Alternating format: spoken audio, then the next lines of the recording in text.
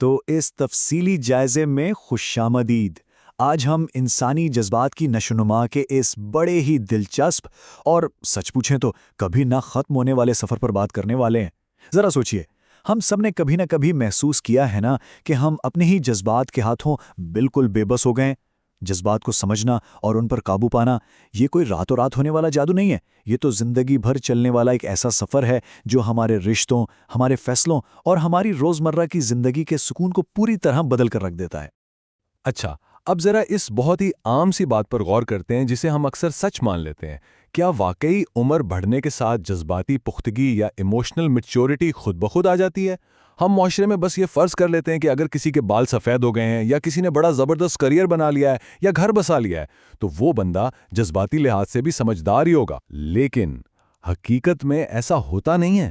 جسمانی طور پر بڑا ہونا بالکل الگ چیز ہے اور جذباتی طور پر پختہ ہونا وہ ایک بالکل ہی مختلف کہانی ہے۔ تو آج ہم کن چیزوں پر بات کریں گے؟ سب سے پہلے جذباتی پختگی کی تعریف، پھر اس ناپختگی کی وجوہات کیا ہیں، اس کے بعد جذباتی پختگی کی علامات اور آخر میں اسے بہتر بنانے کے کچھ عملی طریقے۔ چلیں سب سے پہلے حصے سے شروعات کرتے ہیں۔ جذباتی پختگی کی اصل تعریف ہے کیا؟ تو آخر یہ جذباتی پختگی یا ایموشنل میچورٹی ہے کیا بھلا؟ دراصل یہ بے چینی یا انتہائی شدید جذبات کو محسوس کرنے، انہیں برداشت کرنے اور ان پر قابو پانے کی صلاحیت کا نام ہے، وہ بھی کسی فوری اور جذباتی رد عمل کے بغیر۔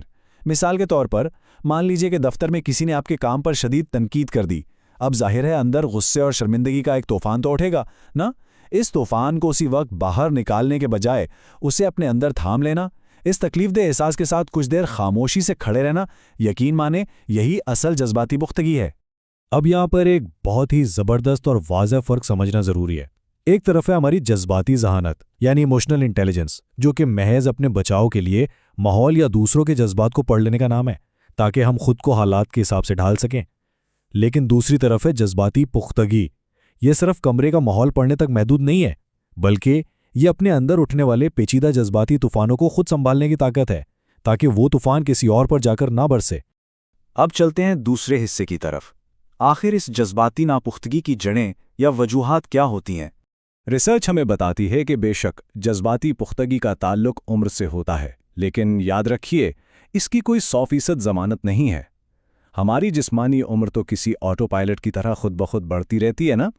وقت کے ساتھ ہم بڑے تو ہو جاتے ہیں، لیکن جذباتی طور پر بڑا ہونے کے لیے ایک مددگار ماحول اور مسلسل شعوری کوشش چاہیے ہوتی ہے۔ اگر ہم خود پر کام نہیں کریں گے تو بھلے ہی عمر کا نمبر جتنا بھی بڑھ جائے، جذبات کے معاملے میں ہم وہیں کے وہیں کھڑے رہیں گے۔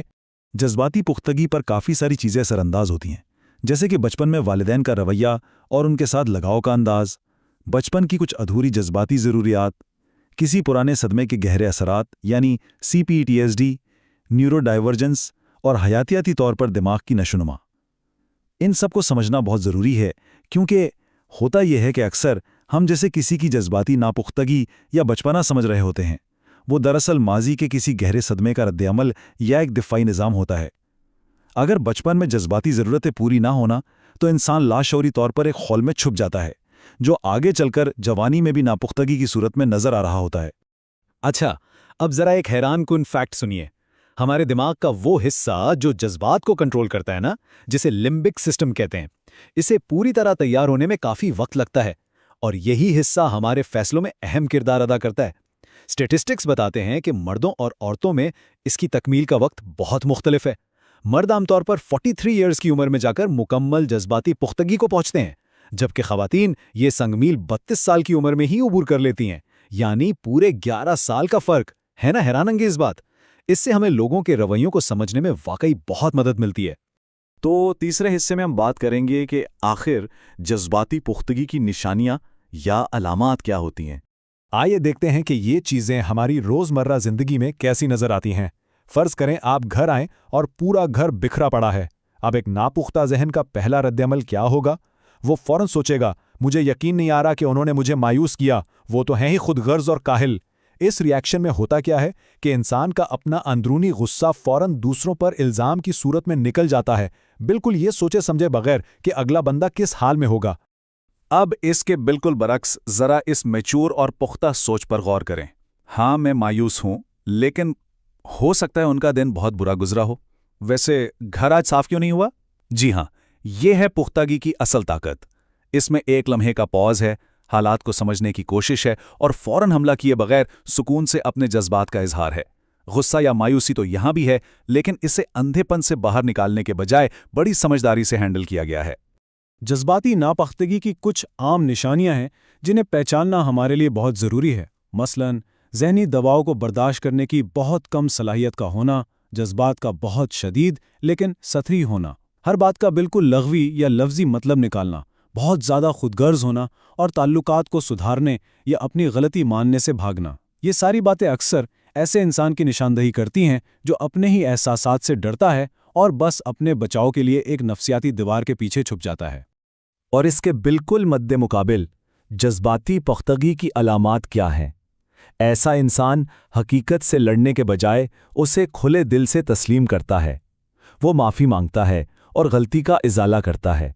वो ये समझता है कि किसी का बुरा रवैया अक्सर इसकी अंदरूनी बेचैनी की वजह से होता है।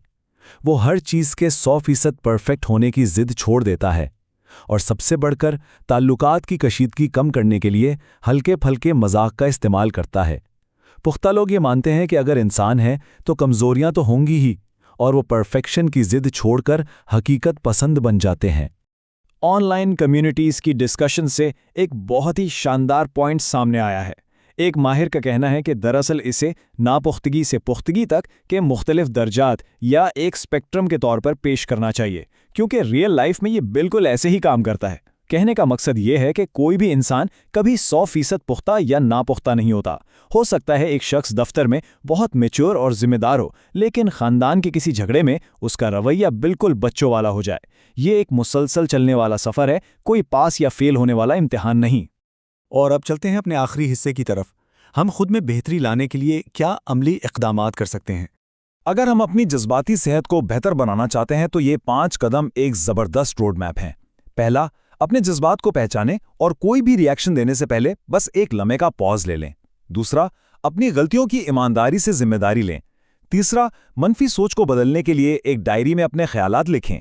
चौथा, मुश्किल हालात के लिए किसी ऐसे रोल मॉडल को ज़हन में रखें जो सूरत हाल को बड़े अच्छे से हैंडल करता हो। और पांचवां, एक महफूज और सेहतमंद जज्बाती वाबस्तगी यानी सिक्योर अटैचमेंट कायम करने की पूरी कोशिश करें।